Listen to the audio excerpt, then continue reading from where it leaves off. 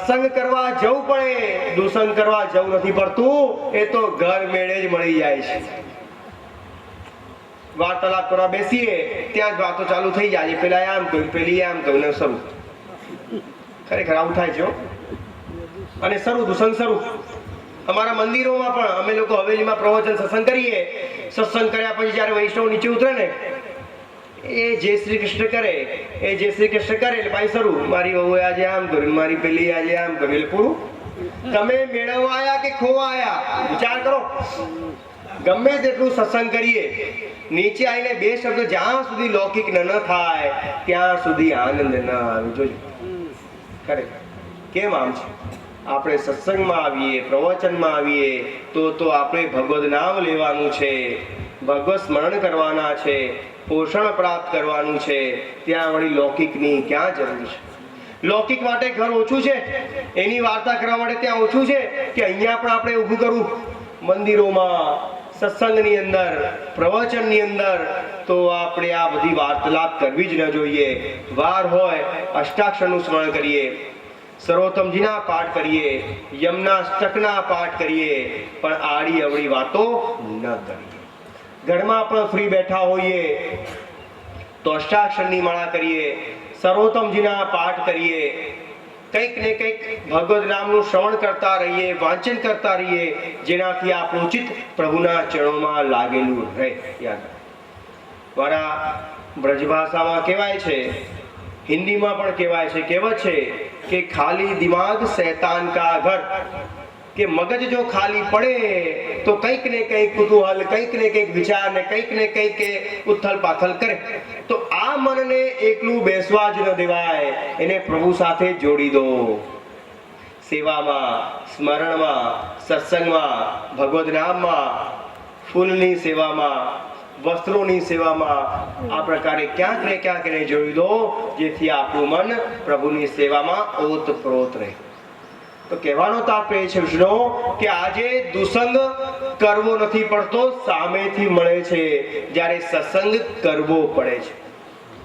તો એના માટે આપણે પ્રયત્નશીલ રહીએ, ઘરમાં બેસીને સારું વાંચન કરીએ, જેથી આપણને સત્સંગ પોષણ મળતું રહે. શ્રીમદ ભાગવતની અંદર સત્સંગને જડીબુટી સમાન કહ્યું છે.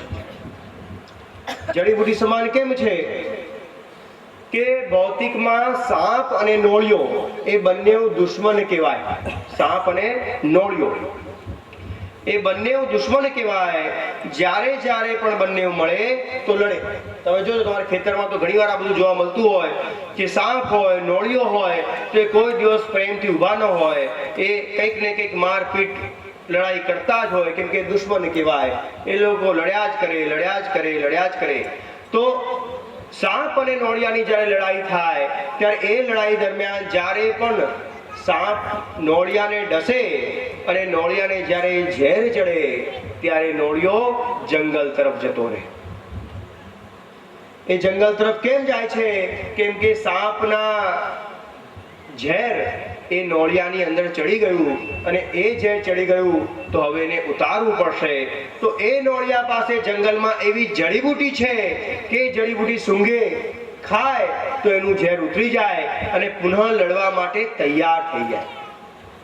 ફરી પાછો આવે અને સાપ સાથે લડે, ઝઘડે. ફરી પાછો જ્યારે સાપ ડંખ મારે અને ઝેર ચડે તો પુનઃ પાછો એ જંગલમાં જાય, એની જડીબુટીને ચાખે, સૂંઘે, ખાય અને પાછો આવે અને પુનઃ ફરી લડવા માટે તૈયાર થઈ જાય. અને આમ કરતા કરતા જડીબુટી સૂંઘતા સૂંઘતા એકવાર એ સાપને મારી નાખે છે અને જંગમાં વિજય પ્રાપ્ત કરે છે. એ જ પ્રકારે જ્યારથી આપણો આ સંસારમાં જન્મ થાય છે ત્યારથી આપણી અને સંસાર રૂપી સર્પની લડાઈ થાય છે.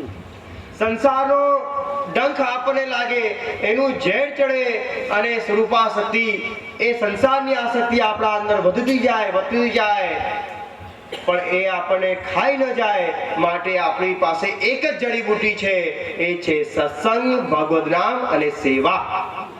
એ જડીબુટી આપણી પાસે હોય, એ જો દિવસમાં ભગવદ નામ સત્સંગ કરતા હોઈએ તો એ સંસારનો ઝેર ચડે નહીં અને આપણી અંદર વૈષ્ણવતા, ભાવ, ભક્તિ જળ રહે. યાદ જો એ જડીબુટી તમારી પાસે નહીં હોય, જો એ સત્સંગ આપણી પાસે નહીં હોય, તો આ સંસાર રૂપી સર્પ આપણને આંખો ને આંખો લઈ લેશે. યાદ રાખજો વૈષ્ણવ, આંખો ને આંખો લઈ લેશે. માટે જાગૃત રહો. સંસારની સાયકલ તો ચાલવાની જ છે, એ કોઈની રોકાવાની નથી. વિચાર કરજો તમે, કોઈ દિવસ સમય રોકાય છે ખરો? કોઈ દિવસ કોઈને ઘડિયાળે બાંધી ખરી? કોઈ દિવસ ઉંમર રોકાઈ જાય ખરી? ના, એ તો સમય ચાલતો જ જાય છે. આપણે આપણું કાર્ય કરી લેવાનું છે. આપણે આપણું કાર્ય કરી લેવાનું છે. સંસારના બધા જ કાર્યો કરો, પણ આસક્તિ આપણા પ્રભુમાં રાખો.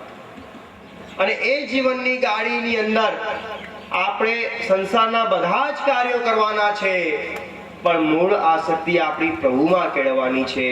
જો એ ભૂલી જઈએ તો આપણી દેહરૂપી ગાડી આવડા પાટે જતી રહે અને એ જ 84 લાખ યોનિના ફેરામાં આપણે ફરતા રહીએ. યાદ રાખજો છો, આપણે આ દેહની ગાડીને સાચવવાની છે, એને મૂળ પાટા પર લઈ જવાની છે, તો જ આ કાર્ય થશે.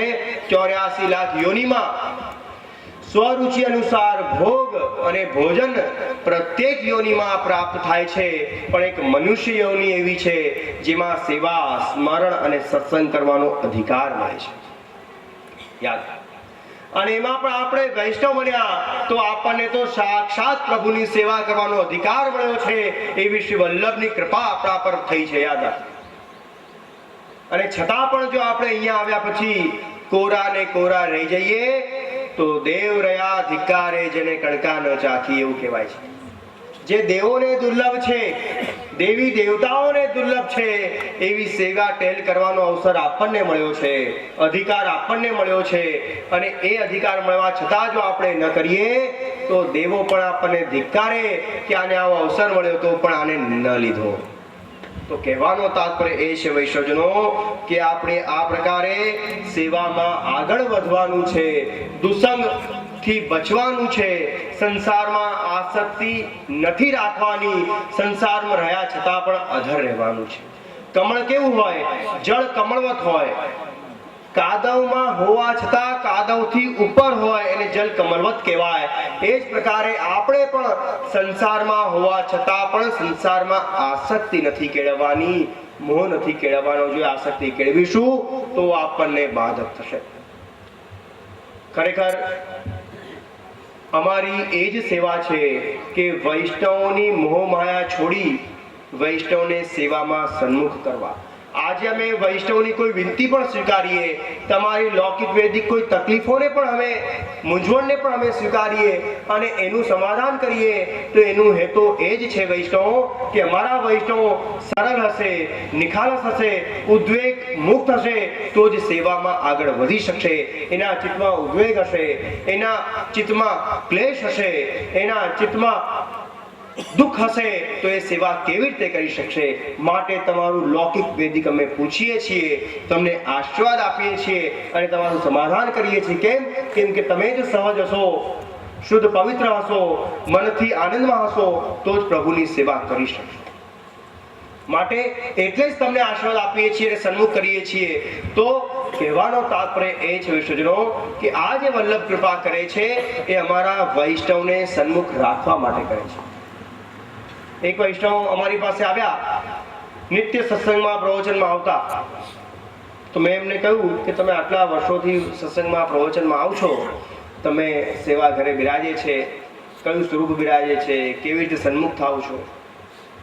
તો તરત બેને કહ્યું કે બેન, જે આપની કૃપાથી સત્સંગ પ્રવચનમાં તો નિત્ય અવાય છે, પણ જે સેવા નથી બિરાજતી, સેવા હું નથી કરી શકી. મેં સહજ કીધું, આટલો તમારો ભાવ, આટલી તમારી તત્પરતા અને સેવા નથી બિરાજતી, આવું કેમ? ઠાકોર તો બિરાજવા જોઈએ.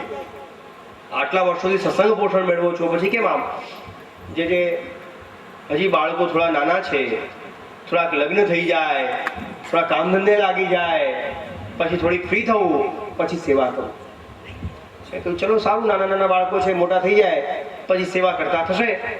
જે એક દીકરો છે, લગ્ન નથી થતા, કામ ધંધે લાગી ગયો છે, લગ્ન થઈ જાય, વહુ આવી જાય, પછી હવે સેવામાં જ આવી જવું છે. જેટલું બને એટલું વહેલું આમાંથી ફ્રી કરી દો, મને જે આશીર્વાદ દઈ દો. જો અમારી પાસે આશીર્વાદનો ભંડાર, જો અમારી પાસે વૈષ્ણવ બે વસ્તુ લેવા આવે, એક તો આજ્ઞા અને એક આશીર્વાદ. અને પાછા આજ્ઞા લેવા માટે પાછા આજ્ઞા કરે, જે અમને આજ્ઞા કરો ને અમે જઈ આવીએ. અરે પણ તમે આજ્ઞા કરો છો કે અમે આજ્ઞા કરીએ છીએ? વિચારો તમે. જે અમારી વિનંતી છે, આપ અમને આજ્ઞા આપો, હવે અમે જઈ આવીએ. જે અમારી આજ્ઞા છે, આપ આજ્ઞા આપો, જઈ આવીએ. તમે આજ્ઞા કરો છો કે અમારે આજ્ઞા કરવાની? જો તમે તો આવું થાય. પછી આશીર્વાદ માટે અમારી પાસે વૈષ્ણવ આવે, આશીર્વાદ માટે કે જે આશીર્વાદ આપો આનું કામ થઈ જાય, જે આશીર્વાદ કરો આમ થઈ જાય. છોકરીને લગ્ન કરવાના હોય, છોકરાના લગ્ન કરવાના હોય, કંઈ થતું હતું ન હોય તો પણ આશીર્વાદ લેવા આવે. છોકરાઓને ભણવાનું હોય, એક્ઝામ આવતી હોય, જ્યાં આશીર્વાદ આપો પાસ થઈ જાય. એ પાછા અમે હસતા હસતા કહીએ. અને હમણાં મે મહિનો આવે, એપ્રિલ મે મહિનો આવે, માર્ચ મહિનો આવે તો અમારા ત્યાં વિદ્યાર્થીઓની લાઈન લાગે, કેમ કે બોર્ડની એક્ઝામ આવે ને માર્ચમાં, તો અમદાવાદમાં લાઈન લાગે. રોજ વૈષ્ણવ આવે, જે અમારા છોકરાને 12મું છે, જે આને 10મું છે. એટલે મેં કીધું 10મું 12મું તો લૌકિકમાં કહેવાય, 10મું 12મું તો લૌકિકમાં કહેવાય. આપણે તો 12મું ધોરણ બોલો, 10મું ધોરણ બોલો, 10મું 12મું આપણે ન બોલાય, તો લૌકિક થઈ જાય, આખું વર્ષ લૌકિક જાય. એટલે આવી રીતે ઘણી વાર ઉતાવળો વૈષ્ણવ બોલે તો લાઈન લાગે કે જે આશીર્વાદ આપો પાસ થાય. તો અમે હસતા હસતા વૈષ્ણવને કહીએ કે ભાઈ તું 10મામાં છે, 12મામાં છે, તારા મમ્મી પપ્પા તને આશીર્વાદ લેવા આવે, આ વાત બરાબર છે, સાચી છે, અમારા આશીર્વાદ છે, તું પાસ થઈશ. પણ અમારા આશીર્વાદ તને લખવા માટે મદદરૂપ થશે, તને સારી વિચારો આવશે, તને જે લખવાનું હશે તને યાદ આવશે, પણ તું લખીશ એનું જ પરિણામ આવશે. આશીર્વાદથી પાસ નથી થવાતું, જે તું લખીશ એનાથી જ પાસ થવાશે. જો આશીર્વાદથી પાસ થવાતું હોય તો લાઈન લાગે અમારા ત્યાં. કોઈ વાંચે જ નહીં, કોઈ લખે જ નહીં, કોઈ ભણે જ નહીં, બધા લાઈન લગાડે કે આ તો પાસ કરવા વાળા બાવા છે. તો અમારા ત્યાં તો લાઈન લાગી જાય. એટલે જે લખીએ એ અનુસાર પરિણામ આવે. તો એ બેન વૈષ્ણવે અમને કહ્યું છે, જે આશીર્વાદ આપી દો કે આને સારી વહુ મળી જાય, સરસ પાઠે લાગી જાય, અને સારી વહુ આવે એટલે મારો મનોરથ છે સેવામાં સન્મુખ થવું. સરસ. હવે અમારા વલ્લભકુલના બાળકો ખરેખર ભોળા, બહુ ખરેખર કહીશું, બહુ ભોળા બાળક જ કહેવાય ને છે ને, તો બહુ ભોળા. તો અમે તો સહજ કઈ વાંધો નહીં બેન, અમારા આશીર્વાદ છે, સરસ વહુ મળશે તમને, અને તમને ઘર લાયક, મન લાયક અને દીકરાને લાયક તમને વહુ મળશે, અમારા આશીર્વાદ છે. અને આશીર્વાદ દીધા, પ્રભુની ઈચ્છા, એમની કૃપા કે આશીર્વાદ ફલીભૂત થયા અને 6 મહિનામાં છોકરાના લગ્ન થઈ ગયા. મને પત્રિકા મળી કે જે હવે આપના આશીર્વાદ ફલીભૂત થઈ ગયા છે, અને હવે લગ્ન છોકરાના નક્કી થઈ ગયા છે, અને હવે આપને આવવાનું છે. ચોક્કસ કેમ નહીં, તમારી ભાવ હતો, શ્રદ્ધા હતી, ભક્તિ હતી, તો તમારી ફલીભૂત થઈ અને તમે વિનંતી કરી અમે જરૂર આવશું. આશીર્વાદ આપ્યા. 400 દિવસ પછી બેન ફરી સત્સંગમાં આવ્યા. મેં કહ્યું બેન હવે તો આશીર્વાદ બી મેળવી લીધા, આશીર્વાદ ફલી પણ ગયા, પણ હવે આપણે સેવાનો ક્રમ આગળ કંઈક વિચારીએ. હવે આપણે સત્સંગ સેવા કરતા થઈએ. જે એક થોડોક સમય જવા દો, નવી વહુ છે એને થોડું ઘરનું કામ બાદ બધું સમજાવી દઉં, બધું એને બતાવી દઉં, અને પછી તો જે ચોક્કસ આપની આજ્ઞા મારે માથે છે એ મારે કરવાનું જ છે. એટલે હું તો રાજી થયો, વાત સાચી છે, નવી વહુ છે, 2, 5, 15 દિવસ 6 મહિના જરા એને સમજાવી દે, પછી તો બેન સેવા કરશે જ. એટલે ફરી કઈ વાંધો નહીં, જલ્દી આવી જજો. પણ આ અમારો મનોરથ છે. ખરેખર વૈષ્ણવ સેવા વગર રહે તો અમને દુઃખ થાય, સેવા કરતા હોવા જોઈએ. સમય થયો, 6 મહિના નીકળ્યા. મેં પાછા બોલાયા બેન હવે તો 6 મહિના થયા, નવી પણ 9 દિવસ બહુ કહેવાય. હવે કેટલા, નવું પણ 9 દિવસ હોય, એનાથી વધારે તો ન હોય ને. અને હવે તો મેં સેવા કરતા થાવ. પાછી નવી વાત થઈ કે જે સેવા કરવાની તો ઈચ્છા છે, પણ હવે તો વહુને ખોડો ભરવાનો સમય આવી ગયો છે. ખરેખર સેવા કરવા હવે તો બધી જવાબદારી મારા માથે આવી ગઈ પાછી. છે હું તો પાછી અંદર ને અંદર કરતી જઉં છું. ઘરો નહીં નીકળો, અંદર ન કરો, તમને કાઢવા બેઠા છીએ. હવે શું કરવું? તો કાંઈ વાંધો નહીં, હવે 4 મહિના બીજા કાઢો. આટલું કર્યું ત્યાં થોડુંક અમે વધારે ધ્યાન આપશું, 4 મહિના બીજા કાઢો. પછી 4 મહિના બી કાઢ્યા. સરસ મજાનું બાળક પણ ઘરે થયું, એનું નામકરણ પણ કર્યું, એને મંત્રની માળા પણ દઈ દીધી. અને પછી કહ્યું બેન હવે ક્યારે જે હવે તો આની લાલન પાલન કરવાનો સમય છે, એને મોટો કરવાનો સમય છે. વહુ અને અમારો દીકરો તો નોકરી જાય, આને તો મારે સાચવવાનો છે, કેમ કરીએ? પછી મેં કડક થઈને કહ્યું, બેન હવે આમ જ કરશો તો તમારો વારો નહીં આવે. આમ જ આ દેહ તમારો નીકળી જશે અને તમે સેવામાં સન્મુખ નહીં થઈ શકો. તમે જાગૃત થાઓ. હવે તો સમય તમારો પાકી ગયો છે. સેવા કરો, સ્મરણ કરો, સત્સંગ કરો. હવે આમાંથી બહાર નીકળો. પછી જ્યારે કહ્યું પછી સેવા કરતા થયા. કેમ કે આમાં એવું છે, આપણા કહેવાય છે કે સીધી આંગળી ઘી ન નીકળે તો ઘી વાંકું કરવું પડે, આંગળી વાંકી કરવી પડે ને.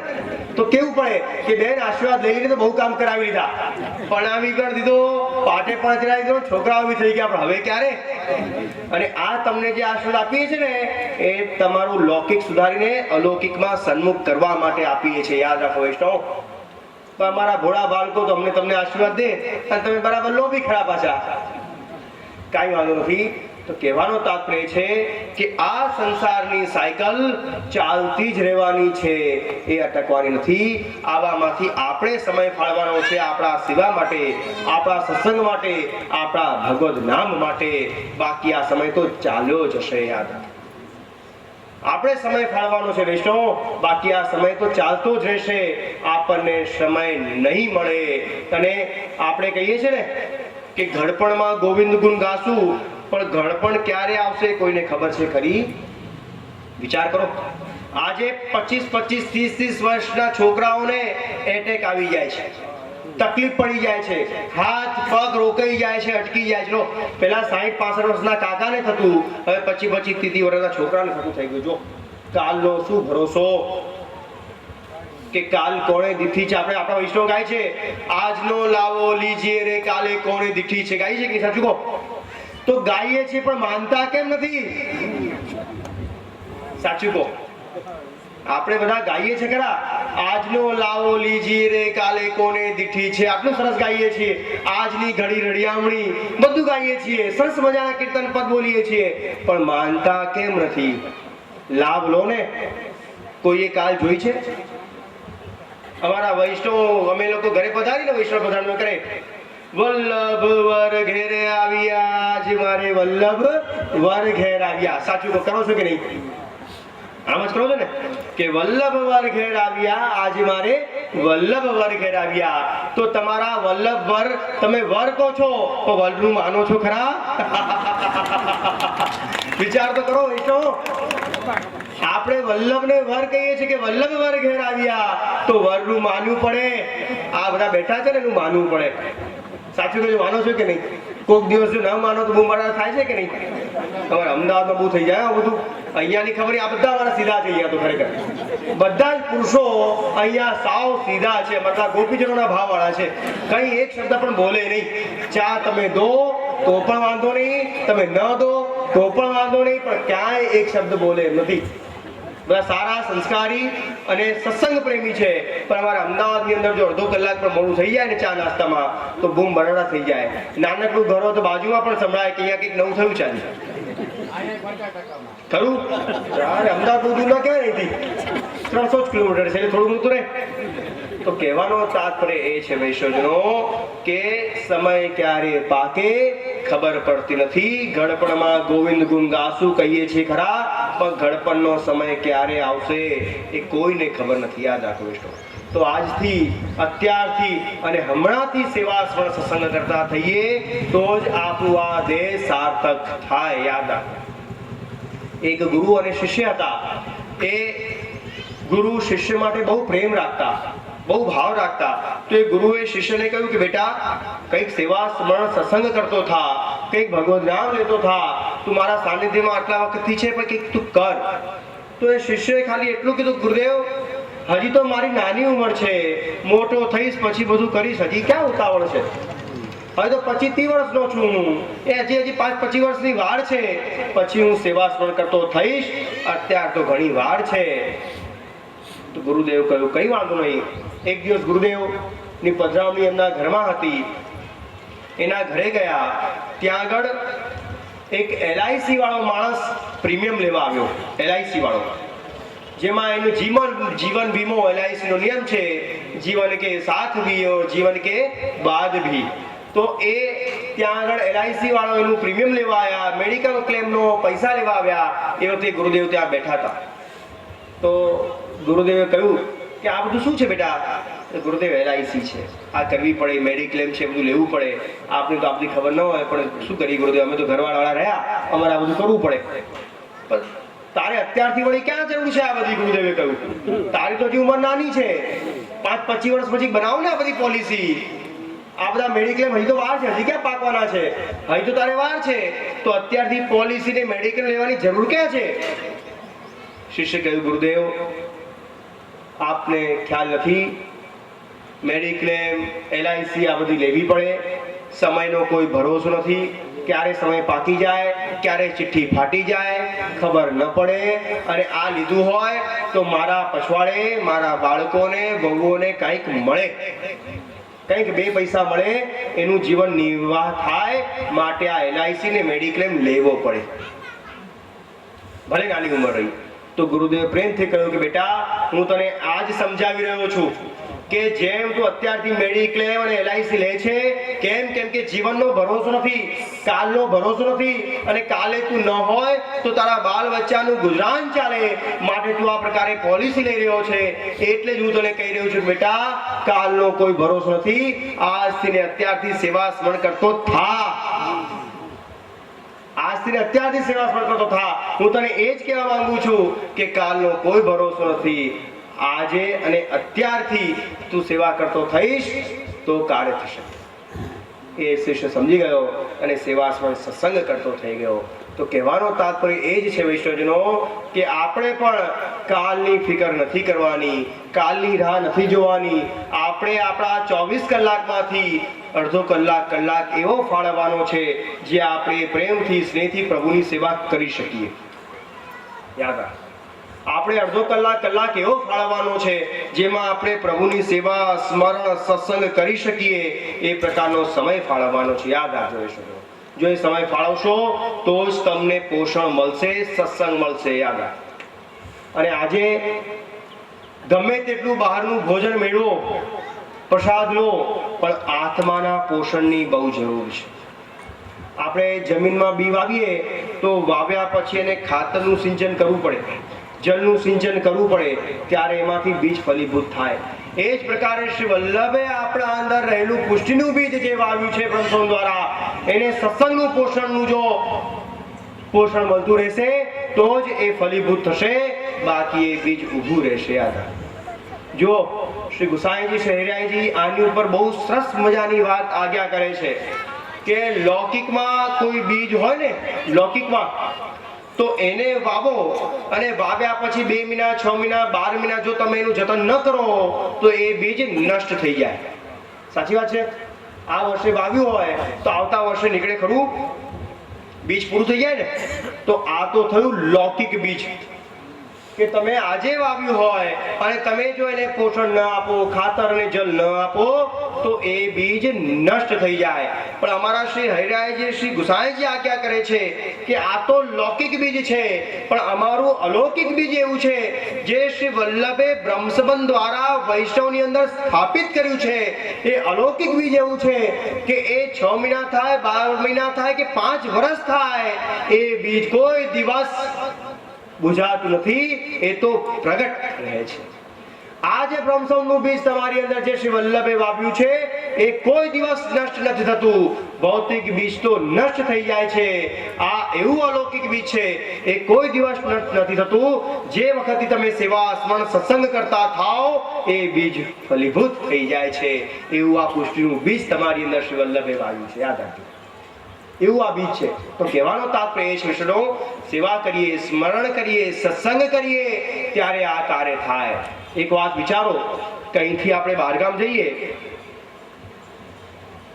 અહીંથી તમે રાજકોટ જાઓ, જુનાગઢ જાઓ, ટ્રેનમાં બેસો કે બસમાં બેસો, અને એ બસમાં ટ્રેનમાં બેસ્યા પછી, ચડ્યા પછી તમને એમ ખ્યાલ આવે કે આ તો બહુ ભીડ છે, જગ્યા જ નથી ઊભા રહેવાની, અને આ તો ખોટા ચડી ગયા, રાહ જોવાની જરૂર હતી.